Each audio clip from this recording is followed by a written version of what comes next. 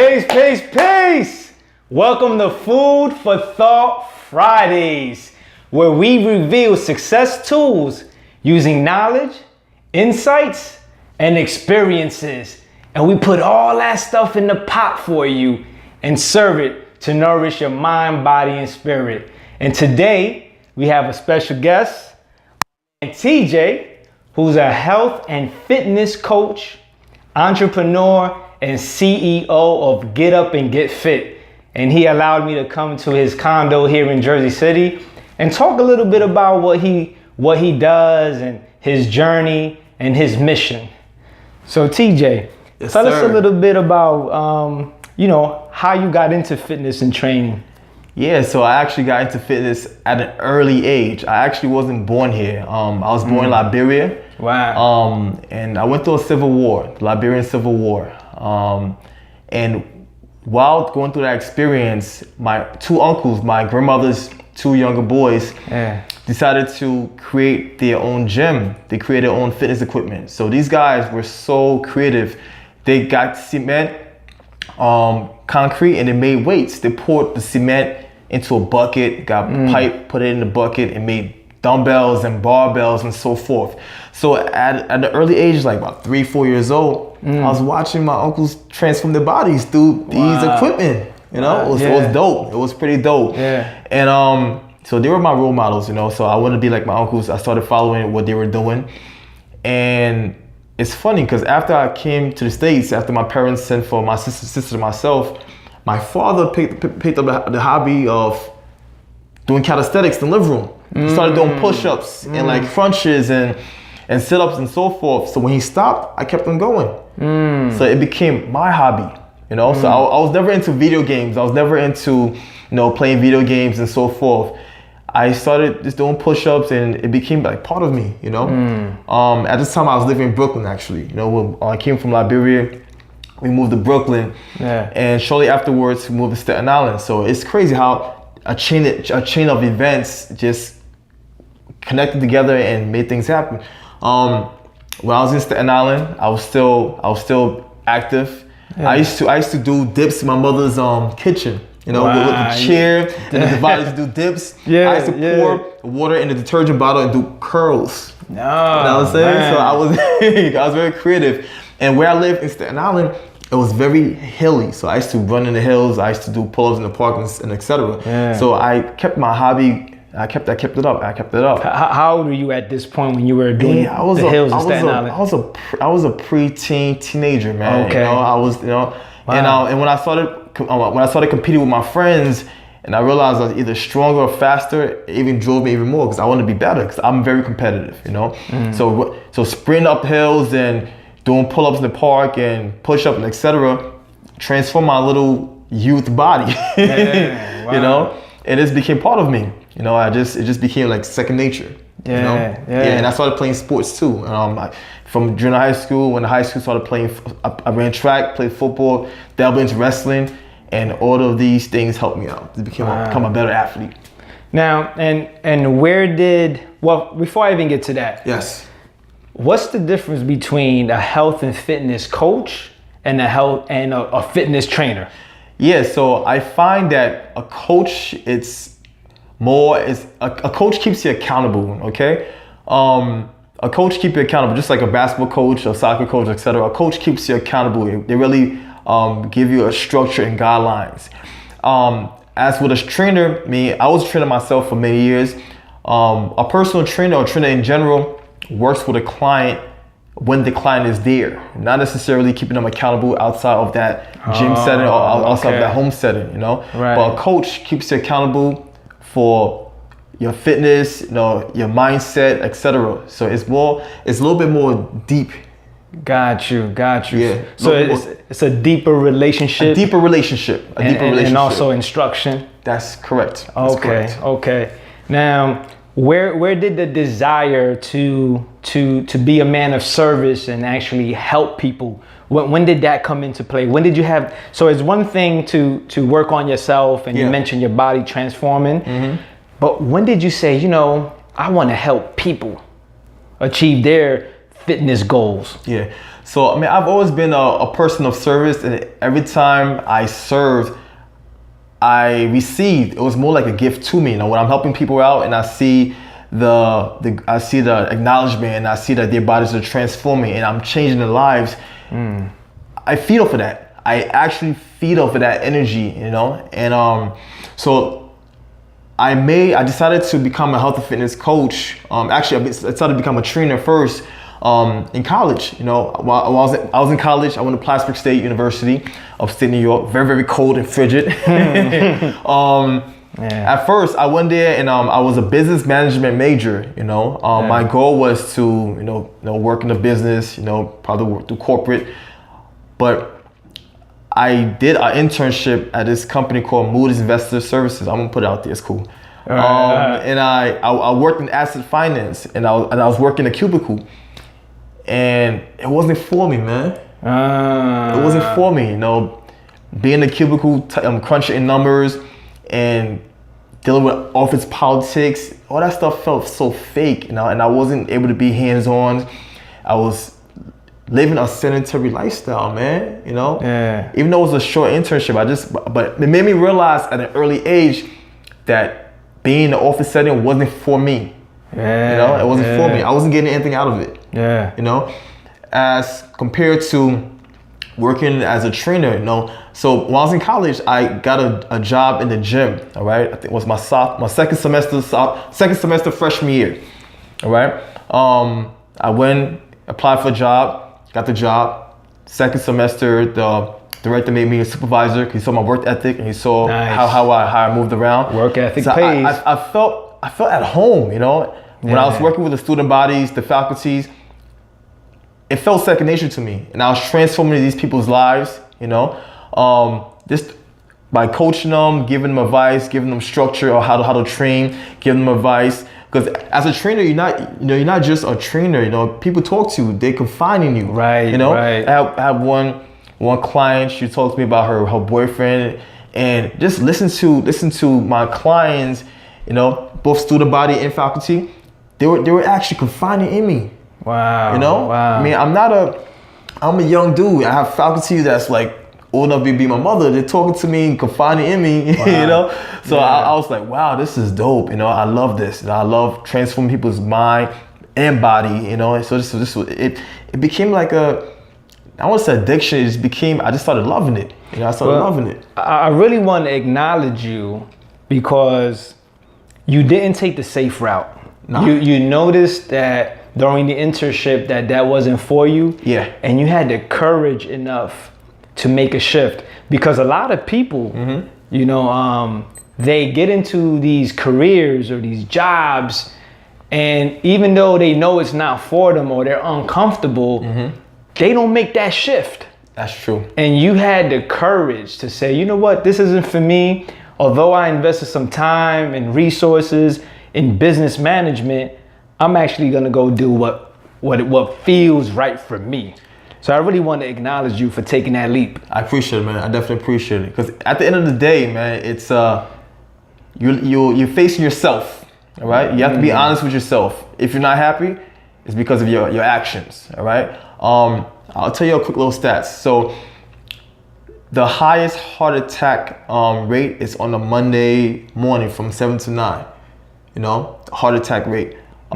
Because most people hate their jobs, right? From 7 to 9. Wow. You know, that's the highest heart attack. 7 to 9 in the morning? 7 to 9 a.m. Wow. You know? Wow. And that correlation is not by accident.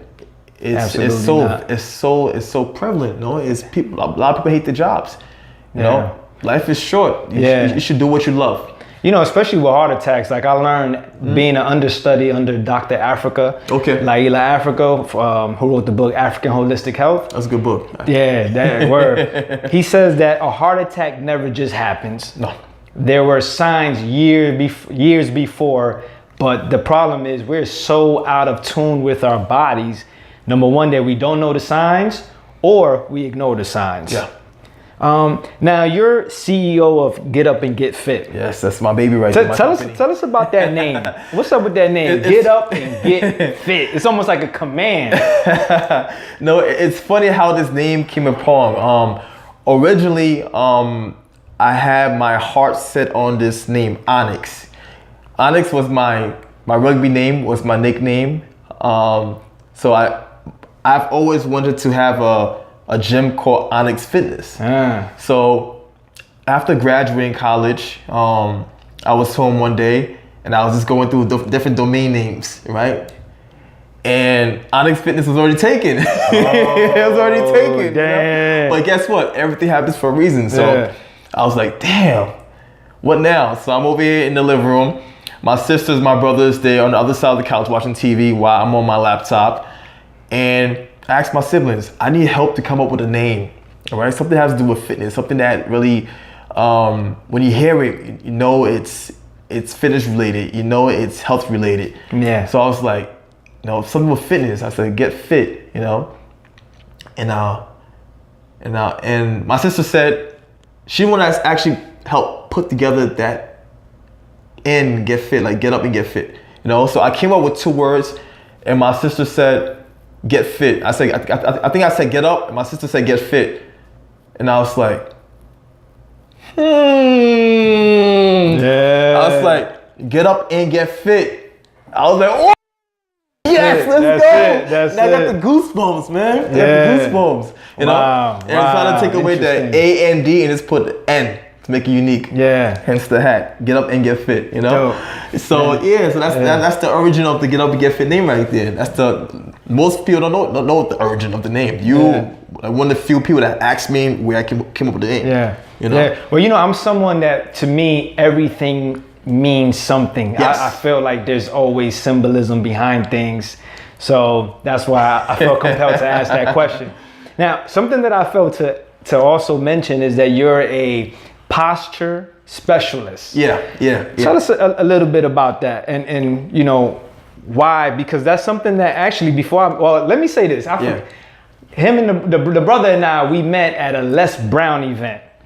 So immediately, as soon as we met, we realized that we had some things in common. We hit it off and we stayed in touch. You know what I'm saying? And we're building to this day. Yeah. Yo, peace to Al too. Peace to Al. Yeah, he's part of the trio.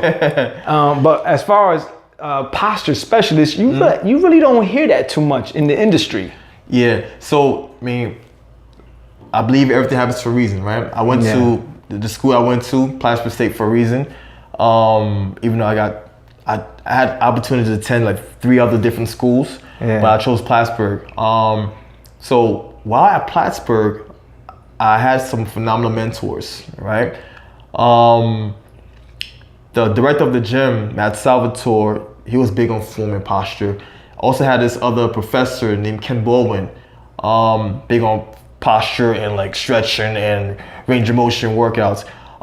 So being a high school student that had no guidance, I used to train with bad form and bad posture, right? I was a typical jock, bouncing the weight off my chest, doing lat pull-downs behind my neck, always getting injured. You know, I'll go in the field, play my heart out, and get injured. Why? Because what I did in the weight room, what I did outside of the field, it actually crept up on me, right? And so you said something that I don't mean to cut you off, and don't lose your thought. Good. So what you do outside of the gym also affects what happens in the gym. It does. Gotcha. It does. It's lifestyle. Yes. It's lifestyle. Okay, God, just want to make sure. So one day I got injured and I was like, damn, I got injured again. So actually, it kind of made me to really think and reflect on what I was doing. And with the guidance of my mentors, I was able to really like go backwards and really focus on form, right? Form and posture. So instead of lifting the 300-pound bench press, I was slowing things down, focusing on my form, focusing on repetition. All right, focusing on actual form, range of motion. Yeah. And not only did I get stronger, but I was able to get faster. I got stronger because I was training with good form. I got stronger without getting injured. You know, and that related to the field. I was killing it on the rugby field, man. So I played rugby in college. Yeah. You know, And I realized it's like, this is important. And Ken Bowen, the mentor that really helped me with with range of motion and form, he created a posture institute, NPI, National Posture Institute. Okay. And I became a posture coach through NPI.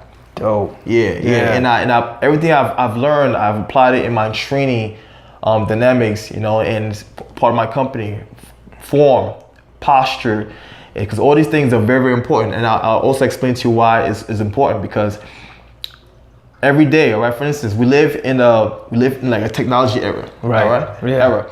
Everyone is on their phone, their laptop, in a slouch position.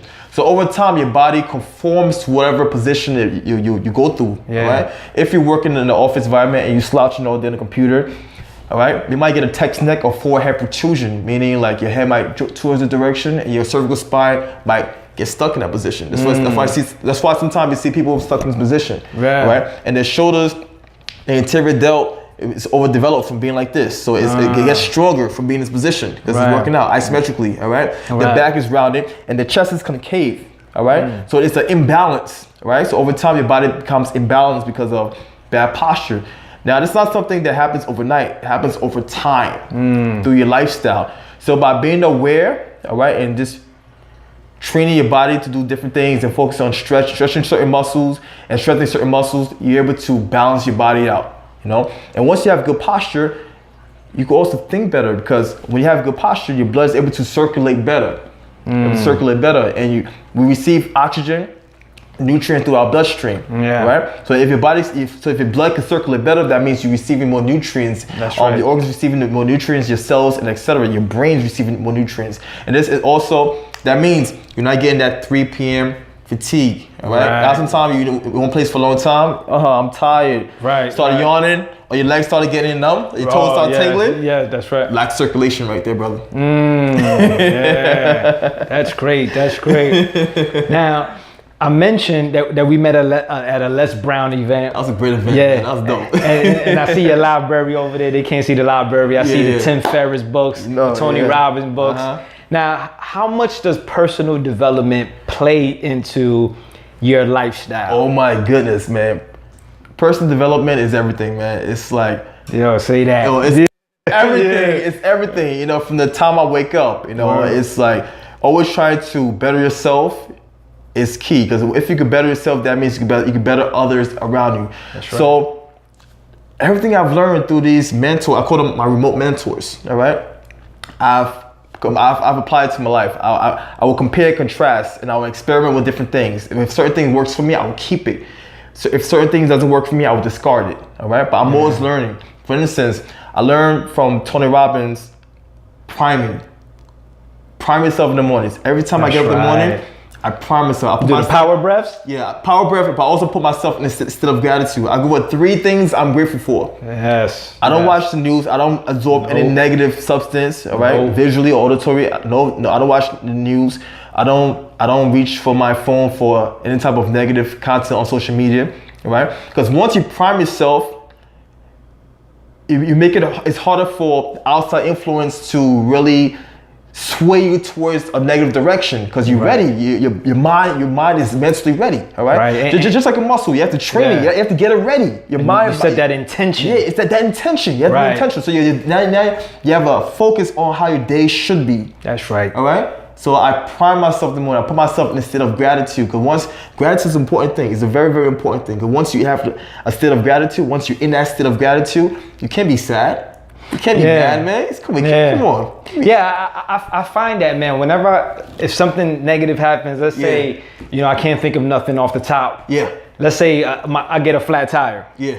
I get in a negative vibration, and then because I know that a negative vibration is not healthy and not productive. Yeah. The first thing I say to myself is go in a state of gratitude, thankful for the car. Yeah. Or maybe thankful that the tire didn't pop while I was driving on the highway. Yeah. So and it really does realign you. It does, man. Yes. So I totally agree. This has been so helpful for me. But yet again, it's not something that is easy. You have to practice. You have to do it. You have to do it on a consistent basis, because just like a muscle, if you stop training a muscle, it atrophies, all right? It dwindles, it shrinks, it gets smaller, all right? Same thing with your mindset. If you don't prime yourself, if you don't focus on continuous training, you are going to get distracted and get misled.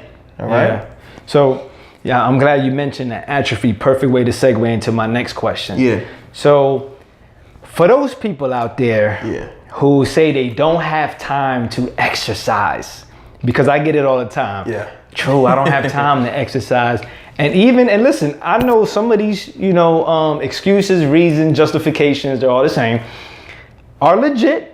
Like the single mother who's maybe going to college and working, or maybe she's juggling 2 jobs. What would you say to them as a health and fitness coach? Okay, first of all, people like to associate exercise with something negative, all right? When you go to the club, right, dancing, that's exercising. No, for real. I haven't been out and my legs are sore. That's exercising, right? Definitely. So, but I'm pretty sure when you're dancing, you don't think of it as, oh, I'm sweating, I'm exercising. That's exercising. Yes. It's your mindset. We all have the same 24 hours, all right? I want you to look at your body as your biggest investment. You could be a very, very busy mother with 3 kids, with 3 jobs, with, duties up the wazoo, all right? But sometimes how you lack energy to move and to be productive, to take care of this task, that task. If you were to invest in your body, not only will you have more energy to do these things, but you have more energy to do these things and take care of your family and give more to your family. So you're basically investing in yourself. Yeah. All right. Yeah. So exercising does not have to be anything negative. Okay. It could be simple as turning on music and dancing for a bit. All right. Or taking the stairs opposed to using the escalator. All right. Or going for a little jog opposed to using your car. All right. Little things that you do on a continual basis helps your body to develop and strengthen. All right. But you have to be consistent. You have to do things on a regular basis. You cannot live a sedentary lifestyle. Definitely. And I think for the sisters, sisters, because their nature for the most part, I don't want to generalize or stereotype anything, but for the most part, they struggle with self-care. So ladies, just know that you're not able to take care of anyone else if you don't take care of yourself. That's true. Just to reiterate, and veggie back, because we don't eat pigs. So veggie back off what he said, so just think of that. If you burn out, then no one's taken care of. Yes. So, mate. So basically your body is the root, right? You're the root. That's right. If that root is cut off, everything else dies, right? That's right. There's no functionality, there's no movement. So as we start to wrap up, what are 3 principles, success tools, core values, whatever you want to call it, that you live by? Okay, there's so many principles that I live by, but I'm just going to use my go-to. Okay. Dad. Dad. Oh, all right. It's the dad. Okay, it's the acronym. All right, it's not just my dad, my father. It's an acronym. I like to kind of focus on, help me to really focus on helping focus on having a structure, guidelines and guidance towards the right direction. So I think that's important. D, all right, stands for dreams or goals. Okay. All right. So D's for dreams or goals. A is for action, or like Tony Robbins like to say, massive action. Yes. Or energy. All right. I like to compare action to energy. All right. Yeah. And D stands for discipline. All right. Or doctrine. Discipline, doctrine. All right. I like that. So everyone has dreams. Everyone has goals. But without taking massive action, those goals might dwindle, might leave your mind, might dissipate, might disappear. All right. And let's go to action, the A within that. So action, like energy, it's not created nor destroyed. Just like laws of thermodynamics, right? Energy is not lost nor created, it's transferred. Yeah, that's right. So whatever action you have might get transferred towards your distraction. Right? You might get distraction and that action might go towards that distraction right there. So it's not necessarily being lost, it's just being transferred. Yeah. Now, D, discipline, the glue that ties everything in. Yes. Right? Yes. without discipline, can't really maintain anything. There's no sustainability. All right. So dad, dream or goals with that massive action and discipline equates to success. I love that. Equates to success. I love that. You know. That's great. That's great. Now I want to talk about your ebook. You know, okay. I actually have some notes. That's cool. Yeah. So we'll wrap it up with the ebook. Okay. So in your ebook, you mentioned put yourself in a position to have an optimal lifestyle. Yes. What does that mean? So optimal lifestyle is a lifestyle with no excuses. A lifestyle that basically, when I look at an optimal lifestyle, is having a lifestyle where you have a lot of energy. All right. You can move around without being injured or sick. All right. Yeah. Be able to do everything you want to do in a healthy capacity, mind, body, and soul. All right. Nice. Having that balance between all three. That's right. All three bodies, as I like to say. That's right. That's right. Yeah. Indeed. And I like to always add economics. You know what I mean? The economics. That's important, you know right there. Yeah. Being broke is unhealthy. It is. Yeah. And something that you have that's unique when I was reading the ebook. Yeah. You have the not to do list. Yes. Tell us about that. Yeah. So what I've realized is we all have things that lead us to being unproductive. All right. Uh-huh. We have habits. We all have habits, right? Yeah. But these habits didn't just come upon overnight. They came over gradually because we did something over and over and became habit. Just like, for instance, you get up, brush your teeth every morning. It's a habit, right? Absolutely. You didn't know how to brush your teeth yesterday. Right. You know, it's just something you've been doing for a long time. We have negative habits and we have positive habits. Yes. Now, the negative habits, just like positive habits, has occurred over time. Now, your not to do list are things that you have done in a periodic time frame that have led you to be unproductive, that has actually made you not achieve your goal, that has kind of prevented you from achieving your goal. And but before we get into these habits, there are triggers that lead to certain habits. There's always triggers. So by identifying these triggers and these habits and writing it down and being honest with yourself, that's right. Then you can own it. All right. And then once you own it, then you come up with a solution to either get rid of it or replace it with a healthier habit. Yeah. Once you own it, you could definitely transform it. Exactly. But you can't be in denial. You cannot seek change if you're in denial. That doesn't work. Yeah. It doesn't work like that. Definitely. I've studied, so, as you know, I'm in a pre-study course of being certified. Yes. And we're studying about how the brain works. And one of the studies that was presented to me, I'll say for lack of a better word, is that by just acknowledging the fact I'm mad, right? Opposed to like just stewing in it. Once you say I'm mad, you now have the ability to shift that, because the brain has to, when you use language, the brain has to pause for that second and acknowledge what it is. So now you have a choice.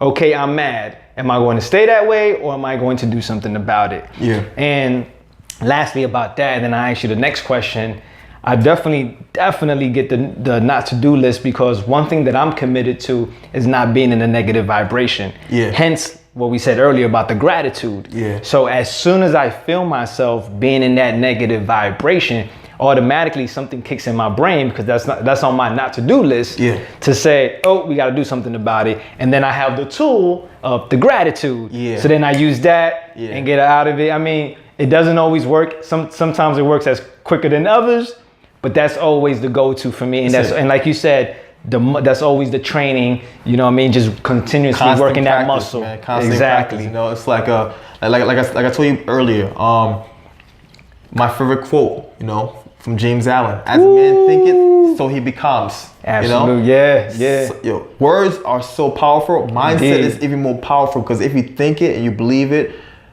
it can either destroy you or make you. That's right. Now, last question on the ebook. Yeah. You mentioned a night routine. Yeah. And something that you said on there was the no screen time? No screen time. Yes. Yeah, so I mean, we live in a technological era. You know, we have smartphones, we have iPads, tablets, etc., smart gadget, etc. Oftentimes you see people falling asleep with their phone on their chest or in the bed, etc. That's actually pretty horrible, you know. When you're on the screen, whether it's the computer, tablet, etc., your brain is moving. There's a lot of brain activity going on, all right? So oftentimes people find it hard to get good sleep after viewing a screen, all right? Right, yeah. It's a lot of your brain is still moving. There's still a lot of brain activity going on. It's hard for your brain to slow down, for you to wind down. Yeah. So by limiting your screen time before bed, at least 30 minutes, I know it's hard for some people, at least 30 minutes, you give your brain time to unwind, all right? And you'll be able to really get into that state of sleep, you know? And once you're in that state of sleep, your body's able to really get into that deep REM sleep, REM, REM sleep. It's like that deep subconscious sleep. When you're dreaming, That's right. Normally when you dream, that means you're in REM sleep because your body's in that deep subconscious. Right. And normally when you're in REM sleep, your body is able to rest even more. You're able to really detoxify and clear itself and cleanse itself. Yeah, and you know, in addition to that, it's just this quality over quantity. Exactly. So like on the average, I get 5 to 6 hours of rest. And some may say that's unhealthy, but when I rest. Yeah. So those 5 hours of rest are really I'm out. Yeah, so it sounds like you're in like REM. You're like 5, 6 hours of REM. While some people, they're getting 8-10 hours, but it's not quality rest. They're still waking up tired. Exactly. Yeah, exactly. So I totally get it. Yeah, man. It's like you said, it's quality over quantity, man. And I believe that wholeheartedly. And if you're entrepreneurs like us and hustlers like us out here on the grind, striving to deal with the first letter in the DAT acronym, which is dreams and goals, we got to be rejuvenated. We got to have the energy for the next day. Yeah, man. It's crazy because like if you don't have energy, then you can be productive. You can be proactive and productive. Your brain's lethargic and everything. And that's a problem because it sets you back. And once you get set back, guess what? Next step is regret, which is like it's poison. Straight up. So tell the people how they can find you. Listen, you can find me on all social media platform. On Instagram, I'm normally on Instagram at GetUpNGetFit. You can find me on Twitter as well, same handle at GetUpNGetFit, and also Facebook. All right. Thomas Johnson Jr. or also GetUpNGetFit. I'm here for you guys. So whatever questions you have, hit me up. That's what's up. That's what's up. So for everybody out there, get up and get fit. Let's make it happen. Thank you for tuning in. For everybody who's liking the videos, sharing the videos, let's continue to spread the movement. Thank you so much. And remember, continue to grow and glow. Peace. Respect.